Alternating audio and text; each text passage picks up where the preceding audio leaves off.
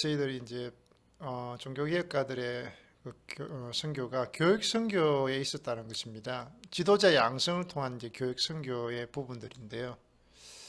그래서 이제 종교개혁가들이 교육 선교의 중요성을 인식하게 된 것은 또 칼빈 같은 경우는 제네바의 제네바 아카데미라는 대학을 세우게 됩니다. 그래서 개혁의 불길을 이제 유럽에 확산시키는 전략적인 역할을 감당한 것입니다.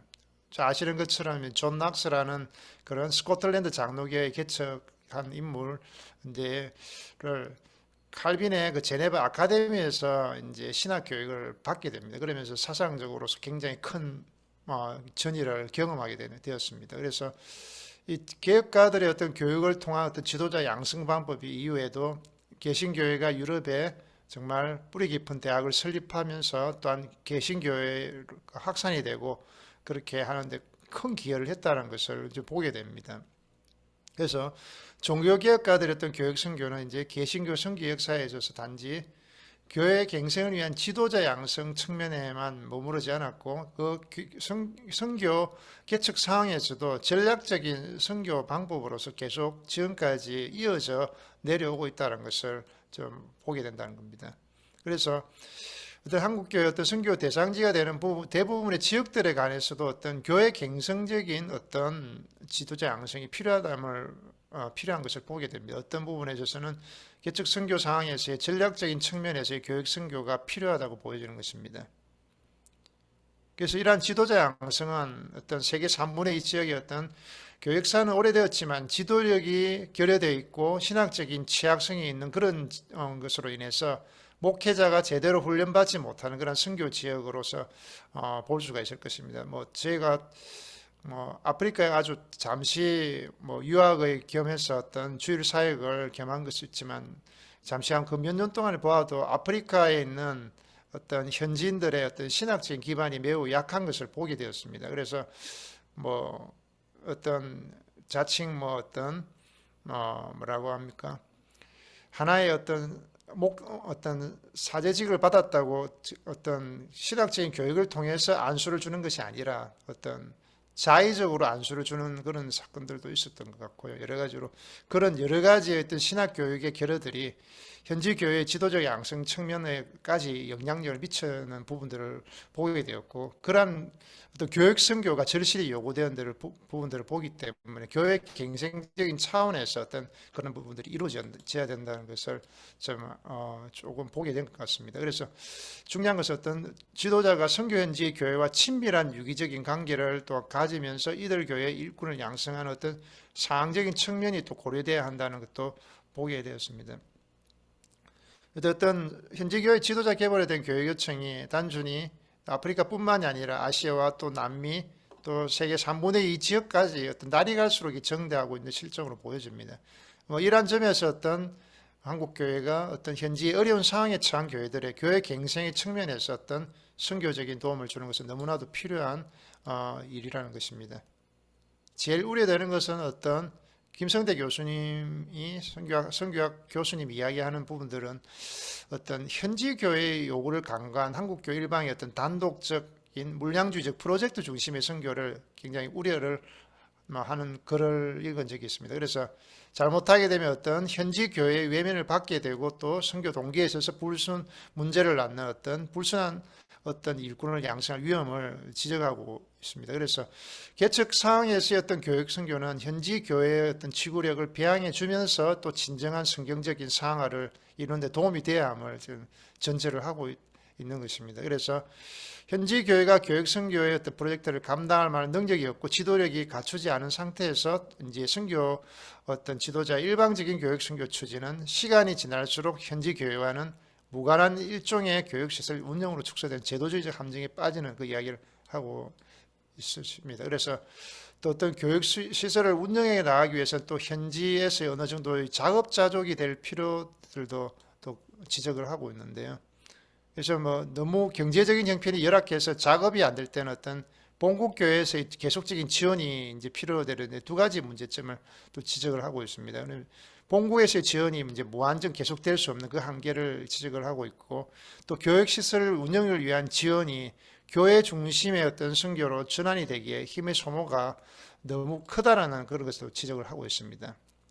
그래서 결국 본국교회 지원이 줄어들거나 이제 끊어지게 되면은 이제 경영의 위기를 결국 초래하게 되고, 이미 과거 이제 서구 선교 기간에 경험했던 것처럼 세속 정부가 교육 시설을 인수해 버리는 그런 전철을 밟을 수 있다는 걸 우려를 하고 있습니다. 그래서 김성태 교수님 같은 경우는 한국 선교 지도자에 의해서 어떤 선교 현장에서 일어나고 있는 교육 선교에 관련 몇 가지 심각한 우려를 이야기를 하고 있습니다.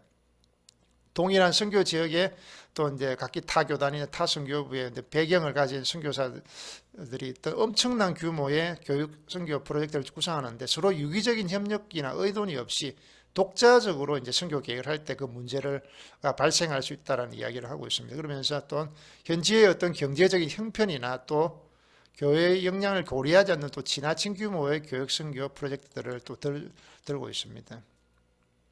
그래서 오늘날의 어떤 선교학자에게 어떤 교육 선교 방법으로서 이제 공식적인 교육 함께 또 비공식적인 교육이나 중공식적인 교육 등을 또 강조를 하고 있는 것입니다. 그래서 이러한 어떤 교육 방법 모델은 어떤 성경에서 이제 찾아볼 수가 있습니다. 또 에드워드 영의 어떤 선지자 연구에서도 보여지는 것처럼 구약에서 선지자가 양육받고 훈련받는 데에서 하나님의 초자연적인 부르심과 함께 어떤 공식적이고 또 생활을 통하는 비공식적이면서 또 혹은 또 중공식적 훈련이 병행이 되었다는 것입니다. 그래서 예수님의 12제자 훈련을 연구하는 브루스라는 학자는 특히 예수님의 삶을 통한 비공식적이나 그거나 어떤 중공식적인 교육 모델을 제시한 것입니다. 특히 이제 신약교회 선교사의 모델이라고 할 수 있는 사도 바울의 어떤 지도자 훈련 과정을 살펴보게 에베소에서 이제 2년 동안 두란노스원이라는 어떤 사슬 철학 강습소를 빌려 이제 하나님의 말씀을 전하며 훈련시킨 것을 보게 되는 것입니다. 그래서 또 이제 바울의 예를 또 한 보면은 사도행전 28장에 나오는 어떤 로마에 머물면서 자신이 사는 새 집을 이용해서 모든 사람에게 복음을 전한 것을 또 보게 됩니다. 그래서 바울은 이제 공식적이거나 어떤 비공식적인 교육 방법을 모두 이제 적용을 해서 이제 지도자를 양육하는 부분들을 보게 됩니다.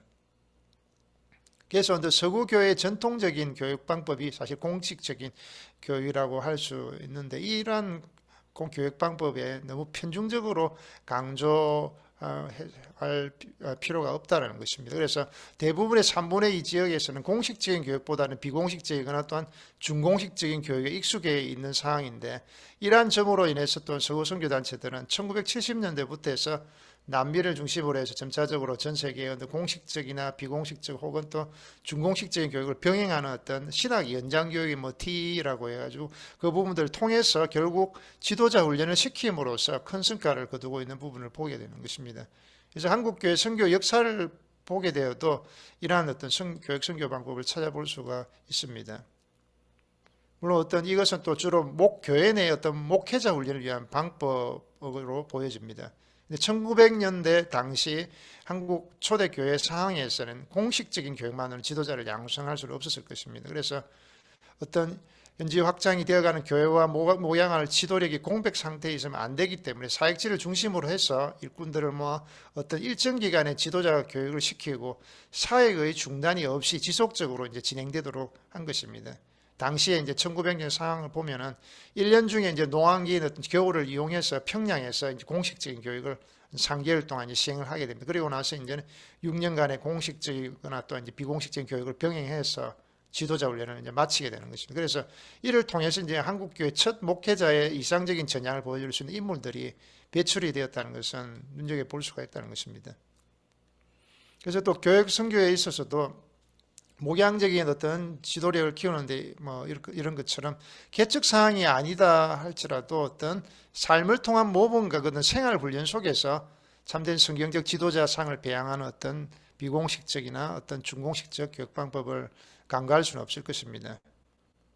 선교 현장에서도 또 마찬가지인 것처럼 한국 선교 지도자들이 또 신학교를 세워서 공식적인 교육을 통해서 현지 교회의 어떤 지도력을 세우는 것 이상으로 또 좀 어떤 인격적이고 고결함의 삶을 통해서 삶의 모범과 생활 속에서의 어떤 참된 성경적 지도자상을 통해서 사역자들에게 어떤 현지인 사역자들에게 어떤 그런 전인적인 변혁을 낳는 어떤 촉매제 역할이 요구된다는 것입니다.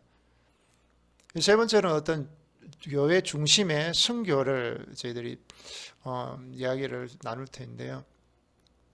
종교개혁가의 공통된 특징은 이제 하나님 말씀을 선포하고 가르침을 통해서 교회를 설립하고 또 교회를 전 세계에 확산을 시킴으로 말미암아 하나님 나라를 널리 이제 확장하는 것에 있다고 보여집니다. 그리고 개신교 선교에 있어서도 선교의 가장 중요한 방법은 결국 말씀을 선포하는 수단으로서 어떤 설교임이어서 또 목표는 교회 설립으로 두고 있습니다. 이러한 어떤 신학적인 특징에서 우러나오는 어떤 선교 패턴이 또 지나치게 경직되고 신축성이 없을 때는 또 교회와 하나님 나라의 균형이 잃어버리지고 또 수직적 차원에서 구령 측면의 어떤 교회 설립만 강조되어지는 어떤 폐쇄적이고 내향적인 어떤 소극적인 선교로 또 이루어질 수 있다는 겁니다. 그래서 선교 신학자들이 18세기, 19세기의 어떤 개신교 선교의 이런 어떤 소극적인 선교 특징을 지적하고 있는 것입니다.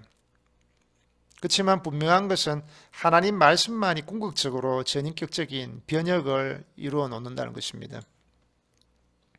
말씀 선포가 없는 어떤 박애주의적인 희생과 봉사 부분들은 명분이 고귀한 일이지만 또 사람의 영혼관을 거듭나게 하는 일에 관여할 수는 없을 수 있다는 겁니다. 이러한 측면에서 어떤 개혁가들의 선교 원리가 잘못된 것은 아니라는 것이죠. 그래서 성경은 말씀을 선포하고 교회를 세우는 것이 선교의 전부라고 말하지는 않습니다. 말씀을 통해서 어떤 거듭남 이후에서 어떤 계속적인 성화의 삶이 필요하고 교회 밖의 세상 속에서 지속적으로 이어져야 하는 부분을 이야기하고 있다는 것입니다. 그래서 어떤 선교의 열매는 인간 삶의 총체적인 영역인 정치, 문화, 경제 그 밖의 모든 분야에서 이어지고 이루어져야 한다는 부분들을 저희들이 보게 되는 것입니다.